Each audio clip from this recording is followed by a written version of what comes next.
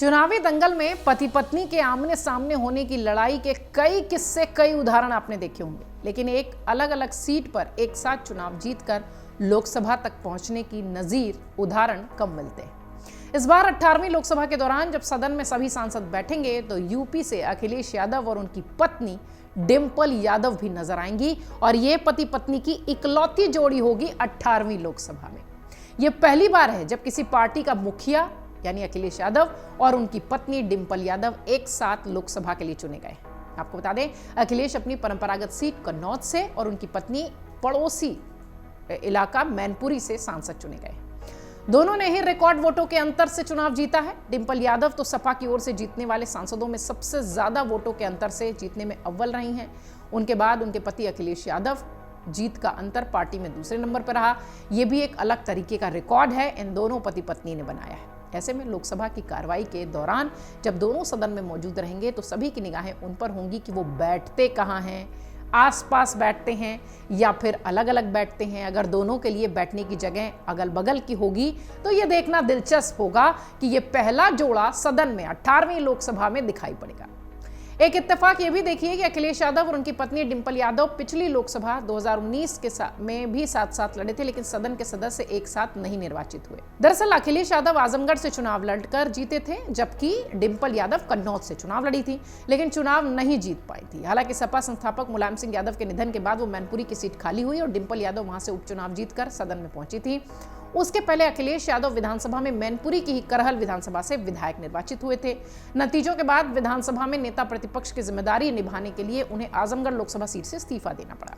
उनके इस्तीफे के बाद तकरीबन 10 महीने बाद डिंपल यादव उपचुनाव जीतकर लोकसभा पहुंची, यानी दोनों साथ नहीं पहुंच पाए थे।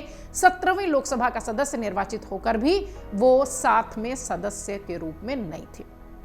अखिलेश यादव ने न सिर्फ पहली बार अपनी पत्नी के साथ लोकसभा में मौजूद रहने की तैयारी की है, बल्कि इस बार उनके 3 भाई भी बतौर सांसद सदन में रहेंगे, क्योंकि सैफई परिवार के 5 सदस्य निर्वाचित होकर लोकसभा पहुंचे हैं। इसमें कन्नौज से अखिलेश यादव, मैनपुरी से डिंपल यादव, आजमगढ़ से धर्मेंद्र यादव, फिरोजाबाद से अक्षय यादव और बदायूं से आदित्य यादव भी सांसद चुने गए हैं। इस तरह से 5 सदस्यों के साथ लोकसभा में देश का सबसे बड़ा परिवार का कुनबा समझ लीजिए कि यही होगा।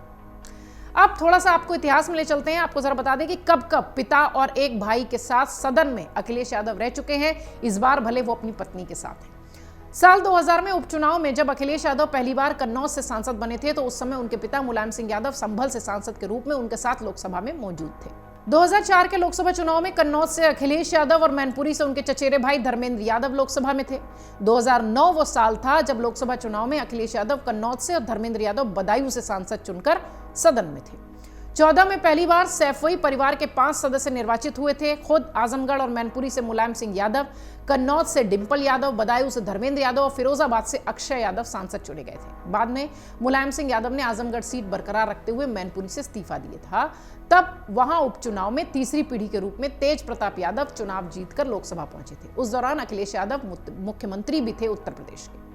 2019 के लोकसभा चुनाव में परिवार से सिर्फ 2 सदस्य मैनपुरी से मुलायम सिंह और आजमगढ़ से अखिलेश यादव सांसद बने थे, बाकी सदस्य हार गए थे। लेकिन इस बार अखिलेश यादव और पत्नी डिंपल यादव के रूप में वो दोनों ही लोकसभा सदस्य के रूप में हैं और ये उपलब्धि बिहार से पप्पू यादव और उनकी पत्नी रंजीता रंजन के नाम इसके पहले रही थी। दोनों 2004 और 2014 में 2 बार एक साथ चुनाव जीतकर लोकसभा गए थे। हालांकि दोनों अलग अलग पार्टी से चुनाव लड़कर जीते थे। इस बार भी पप्पू यादव निर्दलीय चुनाव जीतकर लोकसभा पहुंचे हैं। उनकी पत्नी रंजीता रंजन कांग्रेस से राज्यसभा की सांसद हैं।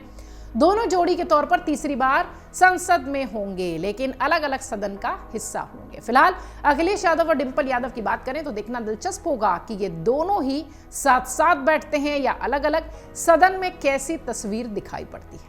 अगर आप ये वीडियो YouTube पर देख रहे हैं तो हमारे चैनल को सब्सक्राइब करें और बेल आइकन को दबाना ना भूलें। अगर आप Facebook पर ये वीडियो देख रहे हैं तो हमारे पेज को लाइक करें।